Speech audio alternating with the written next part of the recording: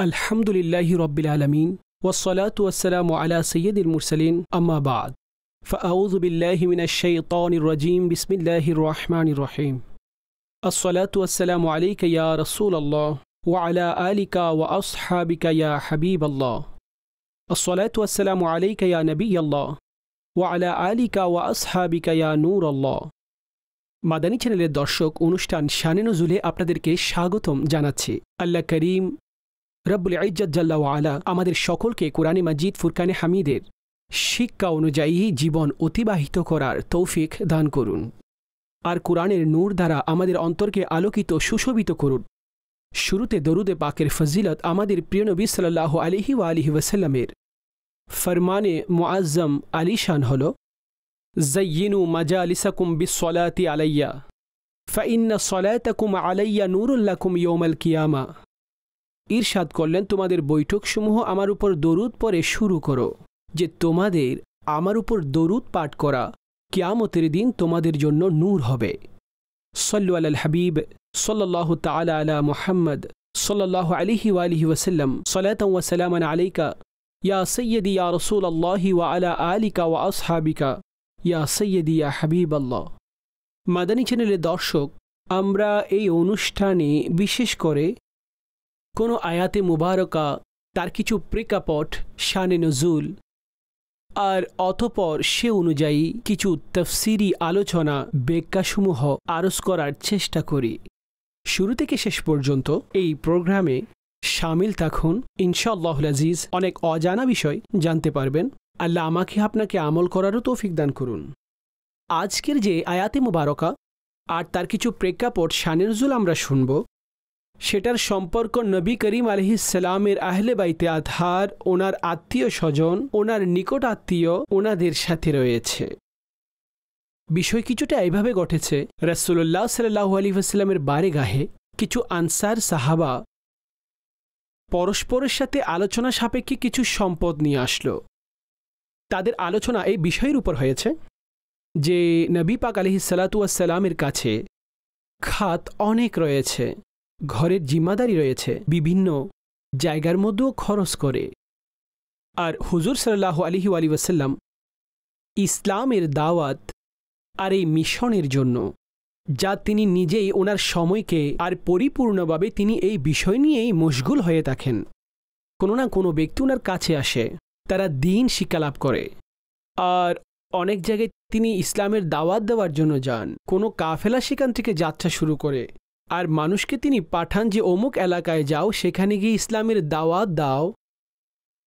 তো আনসার সাহাবীরা পরস্পরের মধ্যে একটি আলোচনা আর একটি বৈঠক কায়েম করল যে কেন নয়, আমরা নবী করিম সাল্লাল্লাহু আলাইহি ওয়াসাল্লামের বারেগাহে বিশেষ করে আমরা কিছু এমন উপহার এবং এমন কোনো বস্তু নিয়ে যায়, মাল নিয়ে যায় এই বিষয়ের উপরে যে সরওয়ারে কায়নাত সাল্লাল্লাহু আলাইহি ওয়াসাল্লামের দাওয়াতের উপরে আল্লাহ আমাদের এই নূরপূর্ণ হিদায়তপূর্ণ রাস্তা আমাদেরকে দেখিয়েছেন, আর তার উপর চলার সৌভাগ্য দান করেছেন। আমরা গোমরাহির মধ্যে ছিলাম, আমরা পরিত্যক্ত ছিলাম, আর আমরা সেই ভ্রষ্ট রাস্তার মধ্যে ছিলাম, কিন্তু হুজুর সাল্লাল্লাহু আলাইহি ওয়াসাল্লামের তাবলীগ, ওনার দাওয়াত, সেটা আমাদেরকে এই পথে পরিচালিত করেছে। তো এটা ওনার অনুগ্রহ। এই এহসান সমূহের বদলা কিছু এইভাবে করি যে আমরা কিছু সম্পদ ওনার দরবারে পরিবেশন করি, আর হুজুর সাল্লাল্লাহু আলাইহি ওয়াসাল্লাম তা দ্বারা ঘরের অনেক খুঁটিনাটি বিষয় যা খরচের সাথে সম্পর্ক রাখে সেটা সহল হয়ে যাবে, সহজ হয়ে যাবে। তো এই সম্পদ নিয়ে হুজুর আলাইহিস সালাতু ওয়াসসালামের বারেগাহে পৌঁছালো, আর ওনারা গিয়ে আরও যেটা করল, ইয়া রাসূলুল্লাহ সাল্লাল্লাহু আলাইহি ওয়াসাল্লাম আমরা ভ্রষ্ট রাস্তায় ছিলাম, খারাপ রাস্তায় ছিলাম, হুজুর সাল্লাল্লাহু আলাইহি ওয়াসাল্লাম আমাদেরকে নূর এবং হিদায়তের পথে পরিচালিত করেছেন। আমাদের উপরে আপনার অসংখ্য ইহসানাত রয়েছে। আমরা চাই যে আমরা আপনার বারেগাহে এই কারণে এখানে কিছু আমরা সম্পদ হিসেবে দিতে চাই। মনে রাখবেন মাদানী চ্যানেলের দর্শক, হুজুর সাল্লাল্লাহু আলাইহি ওয়াসাল্লামের এই নিয়ম ছিল যে উনি মানুষের কাছ থেকে উপহার এগুলো গ্রহণ করতেন, তোহফা কবুল করতেন। সাদকা না তিনি নিজে নিতেন, অর্থাৎ নিজের খরচের জন্য, আর না তিনি ওনার পরিবারের জন্য সাদকা অর্থাৎ ওয়াজিব সাদকা, জাকাত ইত্যাদি যা রেখেছেন যে সেগুলো পরিবারের জন্য নেবেন, না, এটার অনুমতি নেই। জাকাতও এই কারণে হাশেমি এবং সৈয়দ বংশের ওনাদেরকে জাকাত দেওয়া হয় না। যদি জাকাত দেন তাহলে সে জাকাত আদায় হবে না, আর ওনাদের জন্য নেওয়াও জায়েজ নেই। বরং ওনাদের বারেগাহে যখনই পেশ করা হয় তো পুত পবিত্র মাল ওনাদেরকে দেওয়া হবে। জাকাত এটা আমাদের সম্পদের ময়লা। হুজুর সাল্লাল্লাহু আলাইহি ওয়াসাল্লাম উনি নিজের পরিবারের জন্য তিনি এই আহকাম বর্ণনা করে দিলেন। তো হুজুর আলাইহিস সালাম তোহফা অর্থাৎ সাধারণ কোনো তোহফা দেওয়া হলে তো এটাকে কবুল করে নিতেন, সাদকা নিতেন না, আর না নিজের পরিবারের জন্য নিতেন। কিন্তু এখানে যেটা হলো, আনসারের লোকেরা যেই উদ্দেশ্যে তিনি তোহফা দিচ্ছিলেন আর যে কারণ এবং বুনিয়াদ তারা বর্ণনা করলেন, আপনি যা আমাদের জন্য ইসলামের দাওয়াত দিয়েছেন আর ইসলামের দিকে নিয়ে এসেছেন, তার জন্যই আমরা আপনার বারেগাহে এই হাদিয়া পেশ করতে চাই।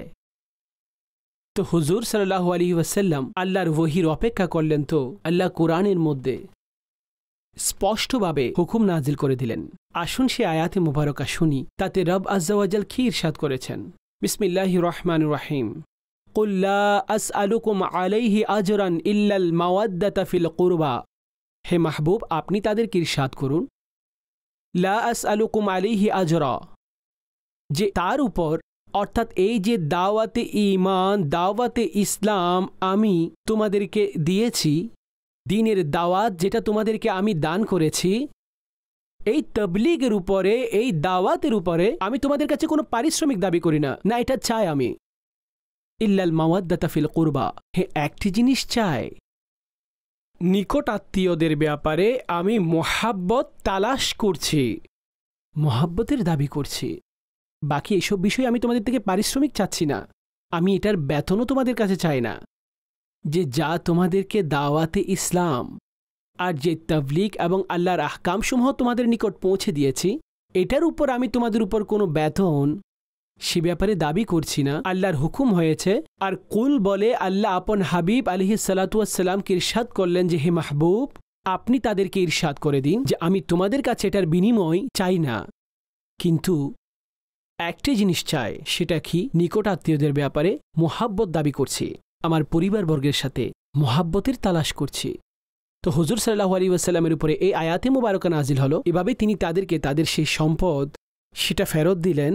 তিনি তাদের সেই সম্পদকে তাদের কাছেই ফেরত দিয়ে দিলেন আর কবুল করলেন না সাধারণ কোনো ব্যাপারে হুজুর সাল্লাল্লাহু আলাইহি ওয়াসাল্লাম তোহফা দিতেন, তোহফা নিতেন, বরং তোহফার লেনদেনকে তিনি একটি মোহাব্বতের কারণ বর্ণনা করেছেন যে তোমরা তোহফা একে অন্যের সাথে তোহফা বিনিময় করো আর এর মাধ্যমে তোমাদের মধ্যে মোহাব্বত বেড়ে যাবে।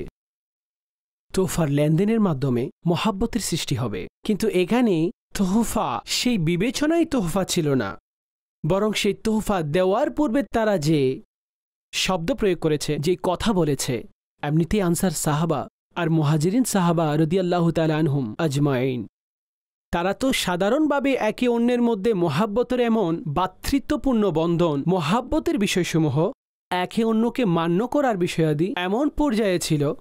আমরা সৈয়দনা উসমান গনি রাদিয়াল্লাহু তাআলা আনহুর দানের কথা শুনি, আব্দুর রহমান ইবনে আওফ রাদিয়াল্লাহু তাআলা আনহু ওনার দানের ব্যাপারে শুনি, হযরত জনাবে সিদ্দিক আকবর রাদিয়াল্লাহু তাআলা আনহু ওনার দানের কথা আমরা শুনি। বরং আল্লাহর প্রিয় হাবিব সাল্লাল্লাহু আলাইহি ওয়াসাল্লাম যখন এতটুকু ইরশাদ করে দেন যে আমি প্রত্যেকের ইহসানের বদলা দুনিয়াতেই তাকে দান করে দিয়েছি, শুধুমাত্র আবু বকর ছাড়া, ওনার ইহসানের বদলা কিয়ামতের দিন আল্লাহ পুরস্কার হিসেবে দান করবেন। আর প্রিয় মাহবুব আলাইহিস সালাম নিজেই ইরশাদ করেন যে আমাকে কারো সম্পদ এতটুকু উপকার দান করেনি যতটুকু আবু বকরের সম্পদ আমাকে উপকার পৌঁছিয়েছে। আল্লাহু আকবার। ওনার সম্পদ হুজুর সাল্লাল্লাহু আলাইহি ওয়াসাল্লাম উনি ব্যবহার করতেন আর এটা হুজুর আলাইহিস সালাতু ওয়াস সালামের উপরে খরচ করতেন আর এই বিষয়সমূহকে নিজে পছন্দের বিষয়সমূহের মধ্যে অন্তর্ভুক্ত করেছেন এবং বললেন আমার এই তিনটি বিষয় সবচেয়ে বেশি পছন্দের। আর সেই তিনটি বস্তুর একটা বিষয় হচ্ছিল এটাই যে ইনফাকু মালি আলাইকা ইয়া রাসূলুল্লাহ সাল্লাল্লাহু আলাইহি ওয়াসাল্লাম, সম্পদ আমার হবে আর পবিত্র জাত আপনার হবে, আমি আপনার উপর খরচ করতে থাকব আমার সম্পদ। ওয়াল জুলুসু বাইনা ইয়াদাইক, দ্বিতীয় সবচেয়ে পছন্দের এবং মহাব্বতের বিষয় ছিল আপ সাল্লাল্লাহু আলাইহি ওয়াসাল্লামের বারেগা হবে, আপনি তশরিফ নেওয়া থাকবেন আর আপনার সামনে আমি বসা থাকব। ওয়ান নাজরু ইলাইক, আর তৃতীয় বস্তু হলো আকা আপনার চেহারা দেখতে থাকব। এগুলো আমার অনেক পছন্দের, এই তিনটি বস্তু অধিক পছন্দ করি। তো যেখানে মহাব্বতের বিষয় হয়ে থাকে, যখন সেখানে মানুষ তার সম্পদকে খরচ করে, তো তিনি মহাব্বতের সাথেই করেন, তো ওনার কোনো কষ্ট হয় না সে সম্পদ খরচের ক্ষেত্রে।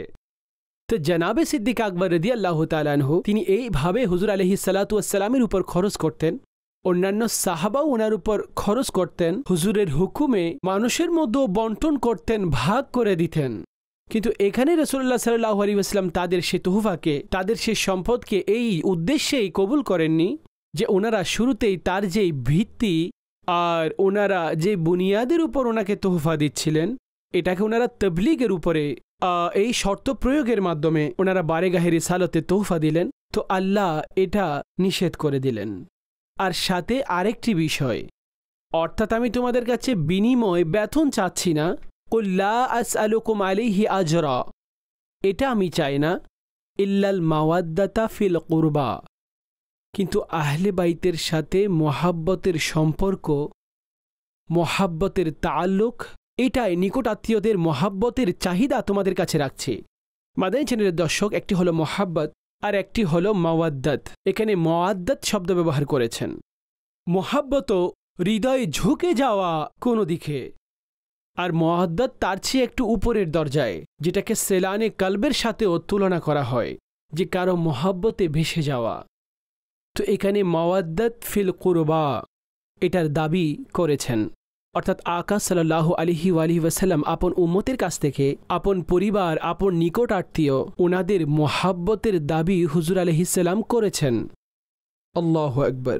এটা ওনাদের গুরুত্বের কারণে, অর্থাৎ সেই নিকটাত্মীয়দের গুরুত্ব এটাকে বর্ণনা করা হয়েছে যে রাসূলুল্লাহ সাল্লাল্লাহু আলাইহি ওয়াসাল্লাম ওনাদের মহাব্বত তোমাদের কাছ থেকে চেয়েছেন, তালাশ করেছেন, যে হুজুরের আহলে বাইত আতহারের সাথে, হুজুরের আত্মীয়দের সাথে মহাব্বতের যেন সম্পর্ক থাকে।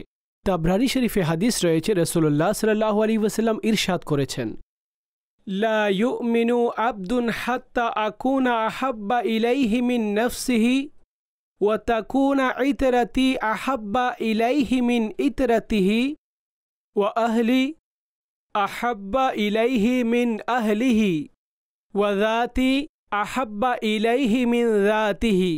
অনেক লম্বা এই হাদিসে পাক যাতে বর্ণনা করা হয়েছে হুজুর সাল্লাল্লাহু আলাইহি ওয়াসাল্লাম কোনো ব্যক্তি সে সময় পর্যন্ত পরিপূর্ণ মুমিন হতে পারবে না। কতক্ষণ? বললেন, যতক্ষণ পর্যন্ত সে আমাকে নিজের প্রাণের থেকেও বেশি ভালোবাসবে না, আর আমার আওলাদকে আপন আওলাদ থেকে অধিক মহাব্বতের বানিয়ে নিবে না, আর আমার পরিবারকে নিজের পরিবারের চেয়েও বেশি, আর আমার জাতকে নিজের জাতের চেয়েও বেশি সেই ভালোবাসবে না, সে সময় পর্যন্ত সে কামেল মুমিন হতেই পারবে না।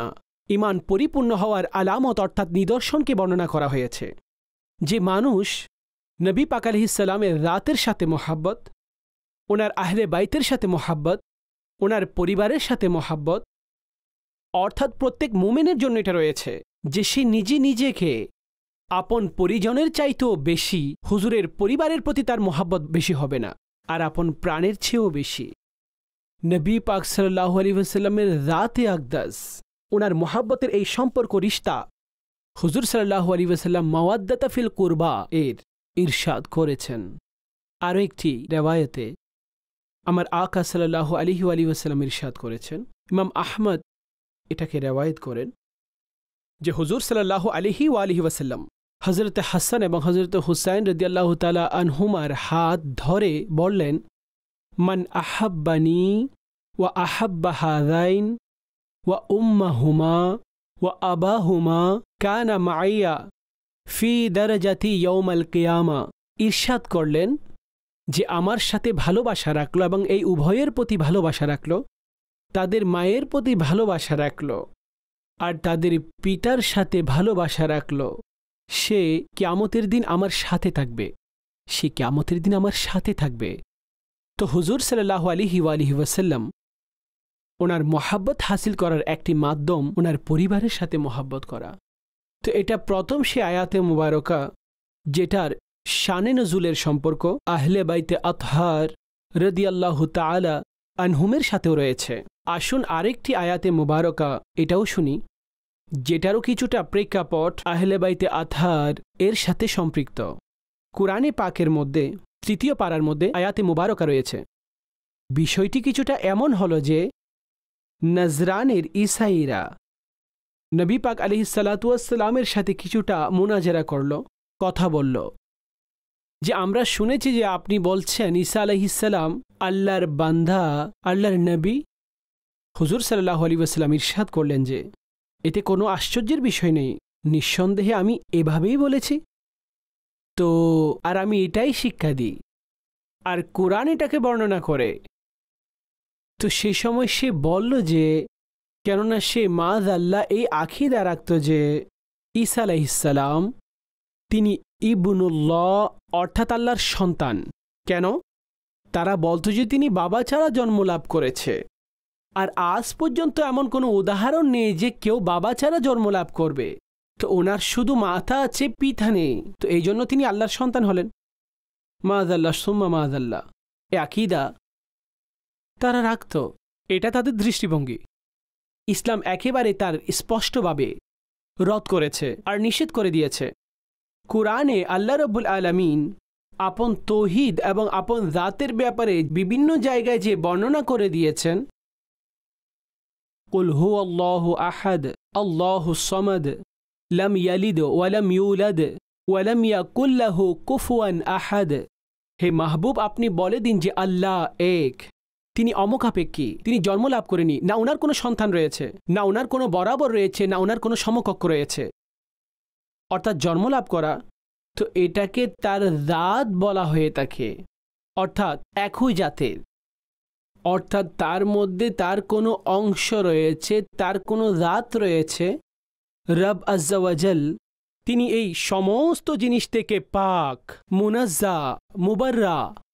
তিনি খালিক, তিনি মালিক, তিনি কদিম, তিনি আজলি, তিনি আবদি। সমস্ত মানুষ, এমনকি আম্বিয়াই কেরাম আলাইহিমুসসালামও ওনার বারেগাহের মোহতাজ। রব কারো মুখাপেক্ষী নন, রব কারো মুখাপেক্ষী নন, তিনি ওয়াজিবুল উজুদ। তো আল্লাহ রাব্বুল আলামিনের ব্যাপারে তাদের এই যে আকীদা ইবনুল্লাহ, অর্থাৎ হযরতে ঈসা ইবনুল্লাহ হন, আল্লাহর সন্তান। তো নবী পাক আলাইহিস সালাম ইরশাদ করলেন আল্লাহর খাস বান্দা, আল্লাহর নবী, কিন্তু আল্লাহর পুত্র নন। তো তারা বলে যে কিভাবে এভাবে সৃষ্টি হতে পারে? হুজুর বলেন আমি তার চেয়েও উৎকৃষ্ট উদাহরণ দিচ্ছি। আর সে বড় উদাহরণ হলো এটি যে ঈসা আলাইহিস সালামের তো মাথা ছিল না, মাথা তো ছিল না। আচ্ছা, আদম আলাইহিস সালামের না পিতা ছিল না মাথা ছিল, তিনি কিভাবে জন্মলাভ করলেন? তিনি কিভাবে সৃষ্টি হলেন? রব ওনাকে বানালেন, রব ওনার সৃষ্টি করেছেন। তো যে রব আদম আলাইহিস সালামকে কোনো মাথা ছাড়া, কোনো পিতা ছাড়া ওনাকে সৃষ্টি করলেন, উনি জন্ম লাভ করলেন, তো সেই রবই ঈসা আলাইহিস সালামকে সৃষ্টি করে ফেললেন, কোনো পিতা ছাড়াই সৃষ্টি করে ফেললেন। আচ্ছা, এটা বলতে লাগলো আমাদের সাথে মোবাহেলা করুন। এখন এটা বলছে আমাদের সাথে মোবাহেলা করুন হুজুর সাল্লাল্লাহু আলাইহি ওয়াসাল্লামের উপর আল্লাহ রাব্বুল আলামিন কুরআনে পাকে যে আয়াতে মুবারকা এই বিষয়ে নাজিল করলেন। আসুন সেই আয়াতে মুবারকা শুনি। বিসমিল্লাহির রহমানির রহিম। ফামান হাজ্জাকা ফীহি মিন বা'দি মা জাআকা মিনাল ইলম ফাকুল তাআলাউ নাদউ আবনাআনা ওয়া আবনাআকুম ওয়া নিসাআনা ওয়া নিসাআকুম ওয়া আনফুসানা ওয়া আনফুসাকুম সুম্মা নাবতাহিল ফানাজআল লানাতাল্লাহি আলাল কাযিবিন। ইরশাদ করলেন, অতঃপর হে হাবিব, আপনার কাছে ইলম চলে আসার পরে যারা আপনার সাথে ঈসার ব্যাপারে ঝগড়া করে, তো তাদেরকে আপনি বলে দিন। কি বলবেন? তাআলাও, আসো, নাদউ আবনাআনা ওয়া আবনাআকুম, আমরা নিজেদের সন্তানদের আর তোমাদের সন্তানদের, ওয়া নিসাআনা ওয়া নিসাআকুম, আমি আমাদের নারীদেরকে আর তোমাদের নারীদেরকে, ওয়া আনফুসানা ওয়া আনফুসাকুম, আমরা আমাদের নিজেদেরকে আর তোমরা নিজেদেরকে আমরা আহ্বান করছি তোমরা নিয়ে আসো, আসো, অর্থাৎ নিজে নিজেকে নিয়ে আসো, নিজের বাচ্চাদেরকে নিয়ে আসো, নিজেদের মহিলাদেরকে নিয়ে আসো, আমরাও নিয়ে আসি। অতঃপর কি করব? সুম্মা নাবতাহিল, অতঃপর আমরা করব মুবাহেলা। ফানাজআল লানাতাল্লাহি আলাল কাযিবিন, মিথ্যাবাদীর উপর আল্লাহর লানত পতিত করব। মুবাহেলার এটি একটি বড় একেবারে সাধারণ অনুধাবন। এটার অর্থ এবং উদ্দেশ্য যে দুটি দল মোকাবেলায় অংশগ্রহণ করে, এখন তারা পরস্পরের মধ্যেই দোয়া করবে। তারা কি করবে? অর্থাৎ মূলত তারা একটি দোয়া করবে আর সাথে অন্য দলের ব্যাপারে বদদোয়া করবে অথবা দোয়ায়ে জারার করবে। অর্থাৎ এইভাবে বলবে যে যদি তোমরা হকের উপর আর আমি বাতিল হই তো আল্লাহ তাআলা আমাকে ধ্বংস করে দিন, আর আমি যদি হকের উপর আর তুমি বাতিল হলে তো আল্লাহ তোমাকে ধ্বংস করে দিক। অতঃপর দ্বিতীয় দল এই কথা বলবে, অর্থাৎ একটি দল নিজেদের ব্যাপারে একটি দোয়া করবে আর অন্যের ব্যাপারে বদদোয়া করবে, আর সে বদদোয়া কেমন হবে? ধ্বংস করে দেওয়ার মতো, ধ্বংস হয়ে যাও, বাস শেষ। এটা হুজুর সাল্লাল্লাহু আলাইহি ওয়াসাল্লাম ইরশাদ করলেন, ডাকো, চলে আসো, নিজেদের সন্তানকে নিয়ে আসো, আমরাও নিয়ে আসব। এখন তারা এই ব্যাপারে সময় নির্ধারণ করলো, আর সে সময় সে সুযোগ চলে আসলো যে যেই দিন হুজুর সাল্লাল্লাহু আলাইহি ওয়াসাল্লাম আপন শাহজাদাদের সাথে নিলেন, অর্থাৎ ইমাম হাসান এবং ইমাম হুসাইন রাদিয়াল্লাহু তাআলা আনহুমা।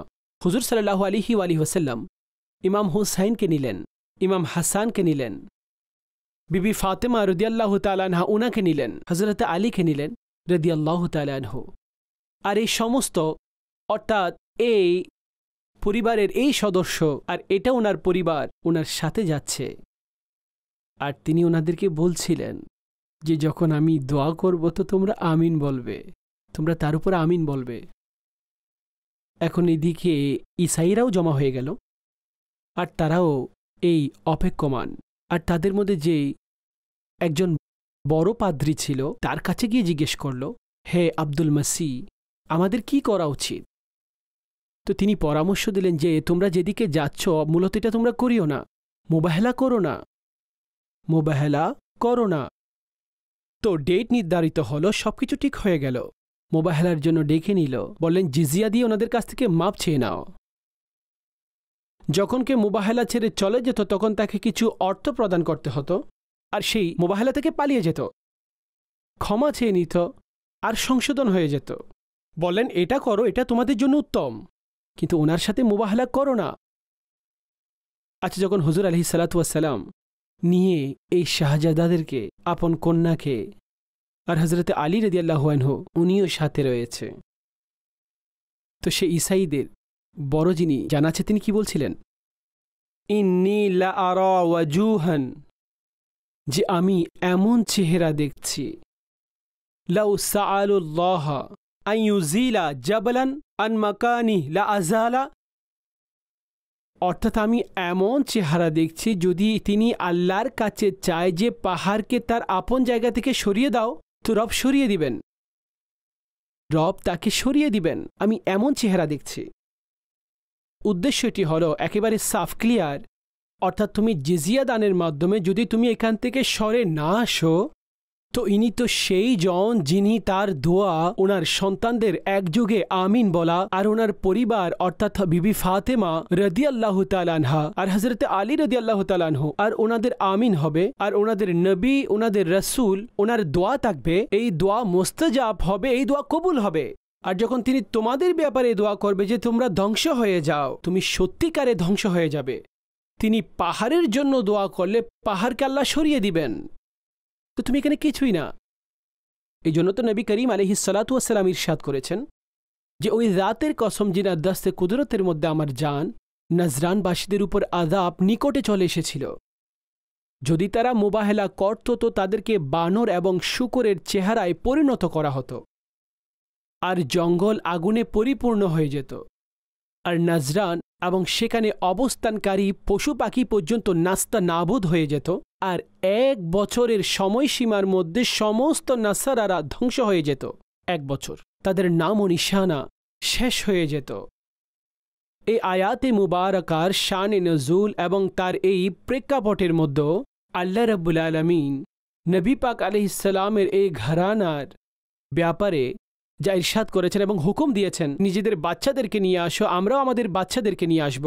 তো গুরুত্ব কতটুকু এই নাতিদের, এই শাহজাদাদের, রাসূলুল্লাহ সাল্লাল্লাহু আলাইহি ওয়াসাল্লাম ওনাদেরকেও সাথে নিয়ে গেলেন। আরও একটি আয়াতে মুবারকা যার প্রেক্ষাপটের মধ্যে আহলে বাইত আতহা রাদিয়াল্লাহু তাআলা আনহুম আর বিশেষ করে বিবি ফাতেমা রাদিয়াল্লাহু আনহা, হযরতে আলী রাদিয়াল্লাহু আনহু, ওনাদের শানকেও বর্ণনা করা হয়েছে। তাফসীর সমূহে মজুদ রয়েছে যে একবার হযরত সৈয়দা বিবি ফাতেমা আর হযরতে আলী রাদিয়াল্লাহু আনহু ওনারা মান্যত করলেন, আর সেই মান্যত এটা করলেন যে শাহজাদা অসুস্থ হয়ে গেলেন। ছোটবেলায় তাদের ঘটনা, হযরতে হাসান এবং হযরতে হুসাইন রাদিয়াল্লাহু আনহু যখন অসুস্থ হলেন তো একটি মান্যত করা হলো। মান্যত ছিল এটি যে উনি যদি সুস্থ হয়ে যায় তো আমরা 3টি রোজা রাখব। তিনি সুস্থ হয়ে গেলেন, এখন বলেন যে 3টি রোজা রেখে নিই। অতঃপর যখন রোজা রাখার সময় আসলো তো ঘরে প্রকাশ্যভাবে এমন কিছু মজুদ ছিল না সাহরি এবং ইফতারের জন্য ব্যবস্থা হতে পারে এমন। আল্লাহু আকবার। দোনো জাহানের যদি বলতে হয় খাজানা, সেগুলোর কুঞ্জি, সেগুলোর চাবি, সেগুলো প্রিয় নবী সাল্লাল্লাহু আলাইহি ওয়াসাল্লামের হাতের মধ্যে। আর প্রিয় নবী সাল্লাল্লাহু আলাইহি ওয়াসাল্লাম নিজে ইরশাদ করতেন যে যদি আমি চাই তাহলে পাহাড়ও স্বর্ণ হয়ে আমার সাথে হাঁটবে। তিনি যদি ইশারা করেন তো কি না হবে, যিনার ইশারায় বৃষ্টি বর্ষণ হয়।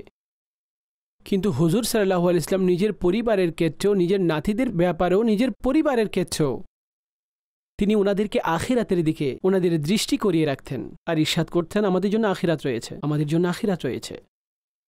তো এই জন্য এই অধিক হারে সম্পদ জমা করার ক্ষেত্রে সে চিন্তার মধ্যে ছিল না, আসতো আর তাও বন্টন করে দিত। সেগুলো ওনাদের পরিবার এমন ছিল যেগুলো বন্টন করে দিত। আর এই ঘটনার মধ্যেও এমন হলো, কিছু গম ইত্যাদি কর্জ নিয়ে ওনারা এই রোজা রাখার জন্য মনস্থ করে নিলেন। কিন্তু যখনই ইফতারের সময় আসত তো একদিন এক ফকির এসে আরজ করত আমার খাবার প্রয়োজন, আর সেখানে রুটি ছিলই এতটুকু। তো বাস উঠিয়ে সে ফকিরকে দিয়ে দিল আর নিজেরা পানি দিয়ে ইফতার করে নিল। দ্বিতীয় দিন অনুরূপ এমন হলো, একজন আসলো, এক কয়েদি আসলো, পরের দিন একজন মিসকিন আসলো, তারা নিয়ে যায়। এখন 3 দিনের অবস্থা পানি দিয়ে রোজা রাখা, পানি দিয়ে ইফতার, আর যা থাকে তা সাদকা করে দেওয়া। শরীরের মধ্যে কিছুটা অসুস্থতা, দুর্বলতা চলে আসে। এখন এই অবস্থায় ওনারা বারেগাহে রিসালতে হাজির হলো।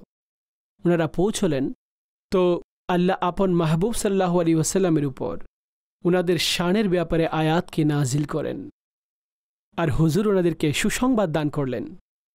وَيُطْعِمُونَ الطَّعَامَ عَلَى حُبِّهِ مِسْكِينًا وَيَتِيمًا وَأَسِيرًا إِنَّمَا نُطْعِمُكُمْ لِوَجْهِ اللَّهِ لَا نُرِيدُ مِنكُمْ جَزَاءً وَلَا شُكُورًا। আর যারা আল্লাহর মহাব্বতে মিসকিন, ইয়তীম আর বন্দীদেরকে খাওয়ার খাওয়ায়, আর এই খাওয়ার খাইয়ে কি বলে, ইন্নামা নুতইমুকুম লিওয়াজহিল্লাহ, আমরা তোমাদেরকে আল্লাহর সন্তুষ্টির জন্য খাবার খাওয়াই। লা নুরিদু মিনকুম জাযাআন ওয়ালা শাকুরা, তোমাদের কাছ থেকে না বদলা চাই, না তোমাদের কাছ থেকে থ্যাংক ইউ চাই, না বদলা চাই, না তোমাদের কাছ থেকে থ্যাংক ইউ চাই। অর্থাৎ দেনও আর ওনাদের কাছ থেকে কোনো বদলার কোনো আকাঙ্ক্ষা থাকে না, আর এটারও আকাঙ্ক্ষা নেই যে কেউ এটার শুকরিয়া আদায় করবে, না, এটার বদলা আল্লাহই দান করবেন। আর ওনারা যখন আল্লাহর রাস্তায় খরচ করলেন, আল্লাহ এই আয়াতকে নাজিল করলেন। এখন দেখলেন যে ওনাদের এই আমলের তারিফ করা হয়েছে। মাদানী ছেলের দর্শক, ইনারাই হলেন আহলে বাইতে আতহা রাদিয়াল্লাহু তাআলা আনহুম, জিনাদের দানের উদাহরণ এটা পাওয়া যায় না। কতটুকু আল্লাহ রাস্তায় খরচকারী আর নিজের চেয়েও অন্যকে প্রাধান্য দানকারী। وَيُؤْثِرُونَ عَلَى أَنفُسِهِمْ وَلَوْ كَانَ بِهِمْ خَصَاصَةٌ নিজের জীবনের চেয়েও তারা অন্যকে প্রাধান্য দেন, যদিও বা তাদের এটা প্রয়োজন, চাহিদা, কিন্তু তা সত্ত্বেও এটাও তাদের উদাহরণ। আর এটা আহলে বাইতের নিজস্ব একটি নিয়ম, পদ্ধতি। মাদানী চ্যানেলের দর্শক, যেখানে আমরা ওনাদের মহাব্বতের প্রশংসা করি, ওনাদের সাখাওয়াতের, ওনাদের সাদকাসমূহের, এটা ইবাদতের অন্তর্ভুক্ত। জিনাদের শাহজাদা জৈনুল আবেদিন বলেন, হযরত আলী কাররামাল্লাহু তাআলা ওয়াজহুল করিম, ওনার ইবাদত এত বেশি ছিল, এতটা প্রসিদ্ধ ছিল।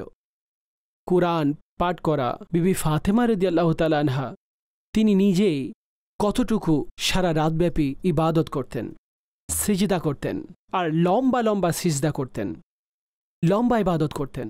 ইনাদের ইবাদতসমূহ আর ওনাদের দানশীলতা, ওনাদের এই আমলসমূহ, এটা আমরাও নিজেদের মধ্যে অন্তর্ভুক্ত করার চেষ্টা করি। ওনাদের মোহাব্বত সেটা নাজাতের কারণ হবে। ওনাদের আমল এবং জীবন পদ্ধতি আর যে নিয়মে ওনারা জীবন যাপন করেছেন, আজ আমরাও যদি সেই পদ্ধতিতে সেই বিষয়সমূহ নিজেদের জীবনে অন্তর্ভুক্ত করি, তো ইনশাল্লাহ তার বরকত আমরা পাব। আর প্রকৃত মোহাব্বতের দর্শন হচ্ছে এটি যে আপন মাহবুবের আমলসমূহ, অর্থাৎ যার উপর ওনারা ছিলেন সেই মিশনের উপর ব্যক্তি চলবে আর সে আমলকে আবশ্যিক করে নিবে। আল্লাহ করিম আমাদেরকে নবী পাক আলাইহিসসালামের সমস্ত আহলে বাইত আতহারের সাথে পরিপূর্ণ সত্যিকারের মোহাব্বত দান করুন, আর ওনার সাহাবীদের সাথেও আমাদের সকলের ভালোবাসা এবং সান্নিধ্য দান করুন। আমিন বিজাহিন নবিল আমিন সাল্লাল্লাহু আলাইহি ওয়া আলিহি ওয়াসাল্লাম।